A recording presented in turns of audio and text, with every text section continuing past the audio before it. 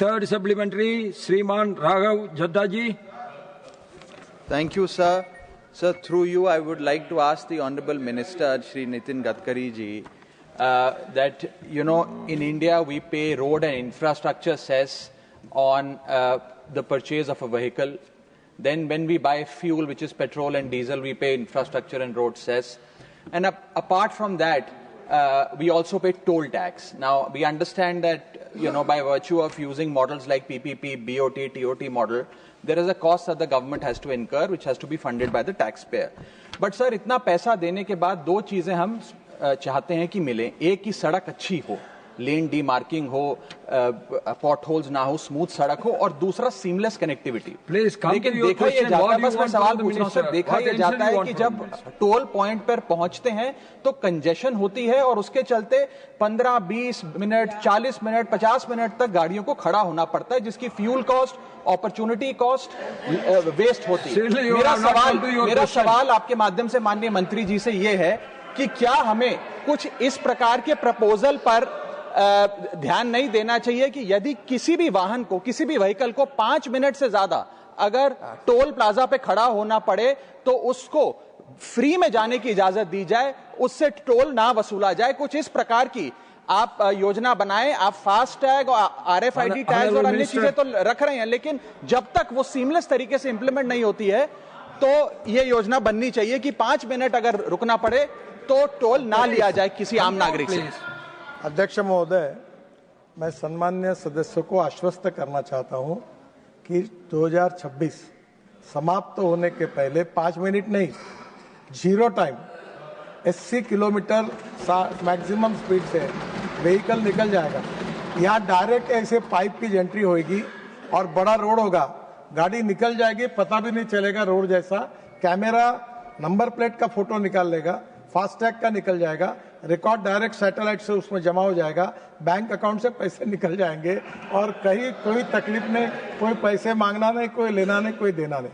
और रिगार्डिंग आपने जो क्वालिटी के बारे में कहा है, हमने काफी स्ट्रिक्ट एक्शन लिया और लगातार इसके बारे में इतने कठोर निर्णय किए हैं और लगातार सुधार कर रहे हैं. पर कभी कभी क्या होता है कि सोशल मीडिया पर और पब्लिक में we are only responsible for national highway.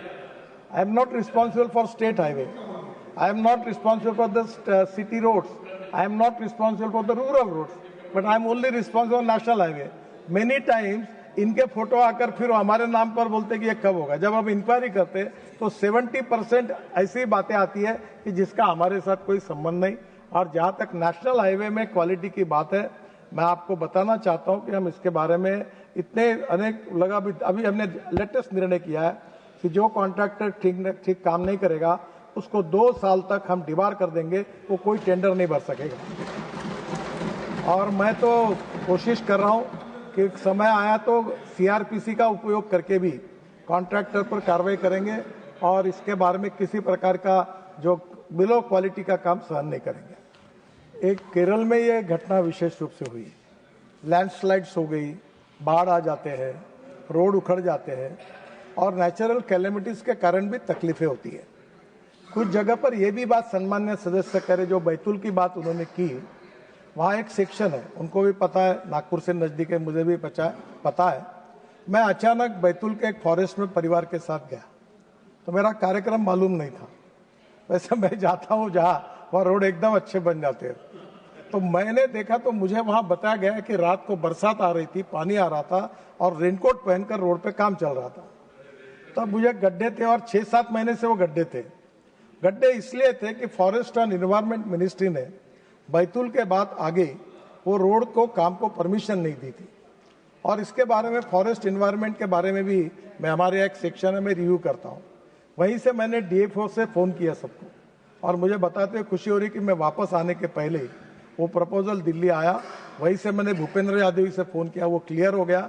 और वो जो फॉरेस्ट का 8 मीटर का सेक्शन था जिसमें फॉरेस्ट ने परमिशन देने के कारण जो इटारसी से लेकर नागपुर बैतूल रोड पर जो रुका हुआ था वो काम क्लियर हो गया, टेंडर निकला और वो काम शुरू हो गया.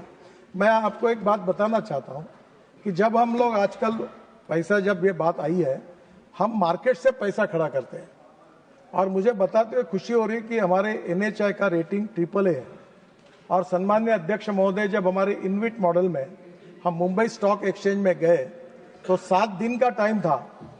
मुझे बताते हुए खुशी हो रही कि 7 घंटे में 7 टाइम्स ओवर सब्सक्राइब हुआ, इतना पैसा आया। यानी आखिर मुझे जाकर वो हमको बंद करना पड़ा। अब मैं आपको बता रहा हूँ, 1-2 मिनट रुकिए। तो ये जो पैसा हम लोग खड़ा कर रहे हैं, दिग्विजय सिंह जी, yes. ये जो पैसा खड़ा होता है, जब हम लोग कोई टोल सस्पेंड कर देते हैं तो सरकार को उसका कॉम्पेंसेशन देना पड़ता है। तो हमारे कानून में देखिए, पहला बीओटी प्रोजेक्ट इस देश का, मैं स्टेट में था तब मैंने शुरू किया था। बाद में भारत सरकार की पॉलिसी बनी है और वो पॉलिसी दिग्विजय सिंह जी आपकी सरकार थी तब बनी हुई है, और तब उस पॉलिसी में इस प्रकार का एग्जम्पशन नहीं।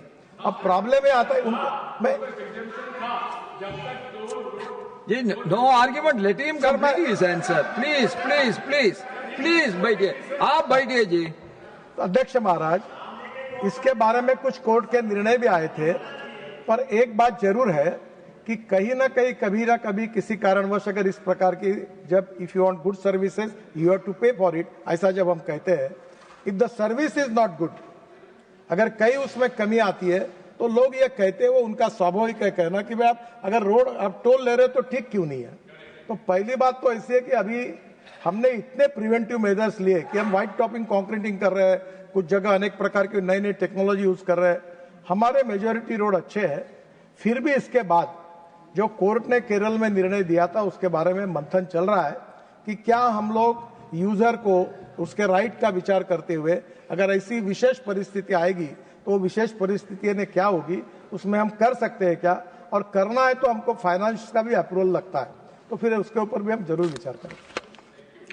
5th सप्लीमेंट्री, डॉक्टर के लक्ष्मण जी। Chairman sir, at the outset I would like to thank the Honorable Minister for coming out with these innovative initiations, not only helping the road travelers but also saving the government. We welcome the government decision to implement this MLFF, sir, with electronic toll connectivity system, which enables seamless most of vehicles, which also facilitates barrier-less tolling using this integrated technology, including ANPR.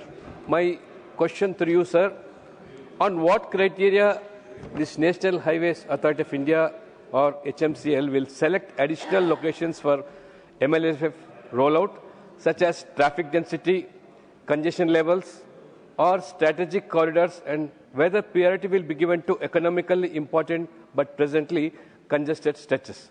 Thank you, sir. Honorable Minister. Honorable Chairman, sir, it is already the toll gates are there. We are not going to making new gates. Presently, the old system is there. We are going to convert it to modern digital system by using AI, and that is to be very important.